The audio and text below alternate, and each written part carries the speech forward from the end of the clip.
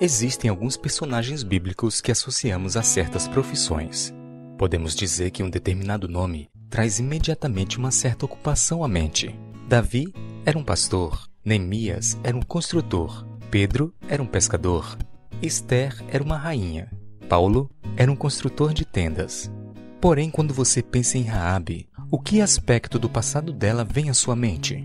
Provavelmente você lembra dela como prostituta. O registro bíblico não nos dá muitos detalhes sobre Raabe.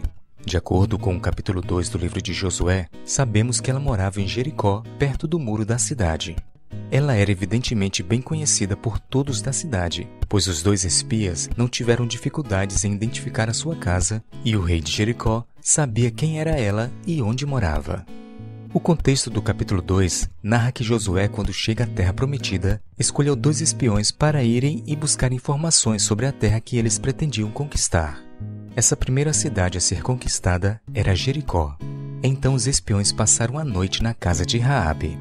Quando o rei de Jericó ficou sabendo que os espiões estavam na casa de Raabe, mandou buscá-los. Mas quando os guardas chegaram à casa de Raabe, ela falou para eles que os homens tinham ido embora durante o anoitecer. Então os guardas do rei saíram em perseguição, mas eles não encontraram os espiões. Raabe, na verdade, tinha escondido os espiões no terraço da sua casa.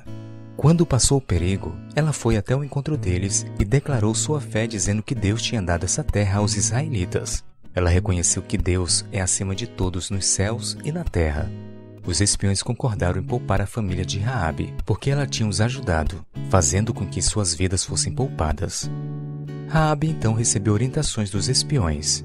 Eles pediram que ela amarrasse um cordão vermelho na janela da casa, juntando todos os seus familiares. Assim, todos os que estavam dentro da casa seriam poupados. A partir do verso 17 do capítulo 2 de Josué lemos: Disseram-lhe os homens: Desobrigados seremos deste teu juramento que nos fizeste jurar, se vindo nós à terra, não atares este cordão de fio de escarlata à janela por onde nos fizeste descer. E se não recolheres em casa contigo teu pai e tua mãe e teus irmãos e a toda a família de teu pai. Sabe, a história de Raabe nos ensina grandes lições. A primeira é que ninguém está fora do alcance da graça de Deus. Mesmo no meio do julgamento, Deus estende a sua mão para salvar uma prostituta que se volta para ele com fé. Raabe era uma estrangeira, uma gentia criada em uma religião pagã. Como tal, ela não pertencia aos filhos de Israel. E ainda assim, pela fé, foi aceita por Deus e pelo seu povo. E quando o grande ataque a Jericó se chegou, ela foi poupada, enquanto a cidade ao redor era destruída. E sabe o que mais? Deus faz coisas grandes através de pessoas pequenas. Sabe o que aconteceu com Raabe após a queda de Jericó? Ela se casou com um homem chamado Salmão, e juntos eles tiveram um filho chamado Boaz, cujo nome aparece no livro de Ruth, que deu à luz a Obed, pai de Jessé, pai de Davi, que se tornou o maior rei de Israel. Centenas de anos mais tarde, o nome de Raabe aparece na primeira página do Novo Testamento, quando o evangelista apresenta a genealogia de Jesus. Finalmente, ela não aparece mais como a prostituta.